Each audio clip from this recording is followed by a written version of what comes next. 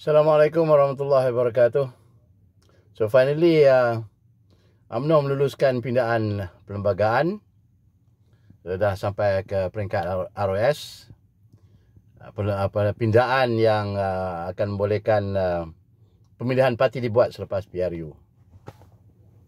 So rata-rata dalam perhimpunan ataupun sidang khas AGM, EGM UMNO yang dibuat 2-3 hari lepas, rata-rata menyokong, tak ada yang ni majoriti lah.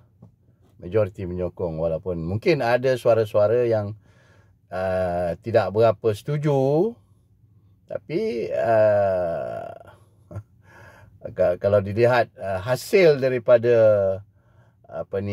special meeting itu, EGM itu, semua menyatakan persetujuan mereka. Ada yang kata, wah, kalau tak setuju nanti dia orang kata dia pengkhianat lah. Ada dalam kepimpinan MT sendiri yang nampak memang tak setuju, tapi kalau tak setuju, nanti kita digelar pengkhianat. Takkan macam itu mentalitinya. Maaf, kalau tak setuju lah kan. Takut nak menyatakan tidak setuju, takut digelar pengkhianat. Takkan macam tu perjuangan dalam parti. Sampai bila? Sampai bila kita nak hadam benda-benda macam ni? Tak kira dalam di kalangan ahli parti, kepimpinan parti, peringkat cawangan bahagian sampai ke peringkat tertinggi lah. The denial syndrome. Kan? Tak pernah benda yang sebenar-benarnya yang ialah dalam perhimpunan sebelum ni kononnya ialah sebab kehendak akar umbi. Sampai bila kita nak disajikan dengan cerita-cerita yang tiada kejujuran, tiada keikhlasan. Sampai bila nak mengatakan, takut nanti kalau kita tak setuju, kita dipinggirkan. Apakah jenis bentuk perjuangan? Saya tak kira kata dalam UMNO saja. Saya bukan anti UMNO. Saya bukan anti UMNO. Saya tidak anti semua parti. Cuma saya membuat ulasan ini berdasarkan apa yang saya lihat, apa yang saya faham, setakat pengetahuan saya, setakat kemampuan saya untuk membuat ulasan ini. Sampai bila agaknya perjuangan parti ini untuk bercakap di belakang saja, tidak berani ke depan. Nanti kalau ke depan dituduh tidak setia pada parti, ataupun bila cakap tak setuju dalam apa sajalah, dalam apa saja keputusan yang mau dibuat, perubahan yang mau dibuat, kena setuju yang terpaksa. Kalau tak setuju nanti dipinggirkan, tidak mendapat keistimewaan, tak dapat itu dan ini, benda-benda yang selalunya diberi oleh kepimpinan parti. So sebab itulah berlaku benda-benda yang tidak menyeleweng daripada perjuangan. So bercakap daripada belakang. So tahun ke tahun masalah yang sama juga timbul. Sampai siapa pun bertukar kepimpinan, benda yang sama dibahaskan, tapi tidak dibahaskan di depan, tidak dibahaskan di peringkat tertinggi. Walaupun ada ahli majlis tinggi tak setuju, dibuat secara rahsia, tidak transparan. Betul tak? Tidak transparan. So rasa dendam kesumat, khianat takkan selesai lah sampai bila-bila. Tapi that is part of political game. Permainan politik itulah. Ada nak menjatuhkan orang ni, benda ni takkan selesai. Tapi dalam keadaan ketenatan, dalam keadaan politik yang tenat, yang tak stabil, benda ni harus diselesaikan secara transparan. Kalau ada tidak setuju, kena bincang lah.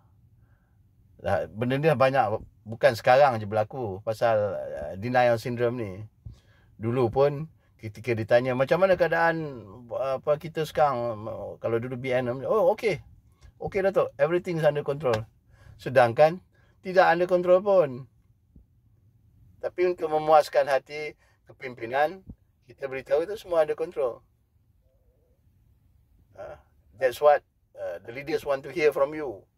So kita kata okey. Itu juga satu pengkhianatan sebenarnya. Bukan saja orang yang lari meninggalkan parti, join parti lainnya pengkhianat. Pengkhianatan dalam parti pun banyak. Yang tak dapat diselesaikan, yang tak dapat di reform.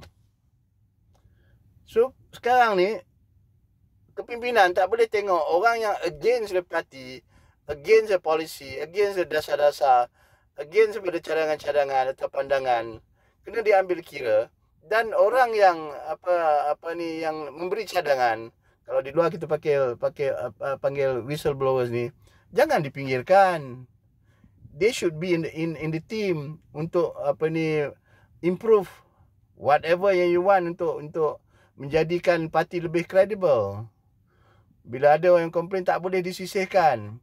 Ini bukan saja terjadi dalam parti sebenarnya. Ini terjadi dalam, boleh dikatakan, di semua institusi. Tak kira politik, dalam NGO, dalam kerajaan.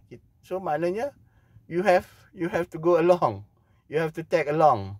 Tak boleh you tak boleh complain, criticize the leaders. Kan? Tak boleh criticize the leaders. You criticize, you kena. You complain, you kena. Mentality ni betul diubah. Kalau orang komplain, panggil. Discuss. Kan, discuss betul-betul. What can we do? Tak boleh just ignore. Dan kata orang ni, this guy tak boleh buat kawan dalam parti, ataupun tak boleh be part of the team. Kena ubahlah benda ni. Kalau nak perubahan lah. Kalau nak berterusan sampai bila-bila pun, apa kita nak buat kan? So, saya cuma berkongsi pandangan lah. Bukan saja UMNO, semua parti lah. Ni PKR pun tengok, bila nak ada pemilihan sekarang, tengok semua kau ni kata kau tu. But that is part of the game. Tak apalah. Tapi ada kejujuran dalam perjuangan untuk menyusun semula parti, untuk menguatkan parti. So baru ada, kita dah cakap kestabilan, tapi kita dah cakap ketidakstabilan politik. Tapi kononnya apa yang kita buat untuk menstabilkan politik, tapi lebih pada kuasa untuk mengkakalkan kuasa. Sampai bila-bila tak jadi. Kita kena ada semangat barulah dalam perjuangan. Berjiwa besar satu daripadanya. Dan kita tak boleh jadi ketua nombor 1, pemimpin sampai selama-lamanya. Hak orang lain juga ada. Kita satu lagi, bila dah tersisih daripada saf kepimpinan, dah tak nak bantu parti. Konon tak ada kuasa nak bercakap. Itu actually parti should reform benda-benda macam ni. Orang yang tidak ada lagi jawatan should be part of the team. Ambil lah untuk menasihat, untuk discuss apa semua. Orang yang keluar pun dah disingkirkan dari parti, dipinggirkan pun tak mau campur. Saya dulu disingkirkan. So sebenarnya tak ada jiwa besar dalam perjuangan. Itu pandangan saya. Mungkin anda berbeza. So kita raikan pandangan yang berbeza, so that kita boleh reform balik parti untuk benefit, untuk manfaat pembangunan negara, bukan saja untuk parti. So parti mana yang menang, dia akan mentadbir negara.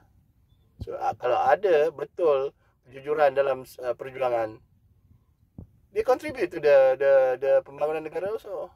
Kalau tidak sabar, jadi macam ni lah. Sasak kau ni. Orang Kedah kata kan, sasak kau ni ambil. Lama-lama, habis, gol. Gol bukan untuk kebaikan lah. So tagline yang Rafizi ambil tu, okey lah, ayuh bersama, ayuh Malaysia, something like that. Tak semestinya saya setuju dengan Rafizi, tapi matlamatnya, ayuh Malaysia, kita ubah, something like that. So sampai jumpa lagi, insyaAllah. Assalamualaikum warahmatullahi wabarakatuh.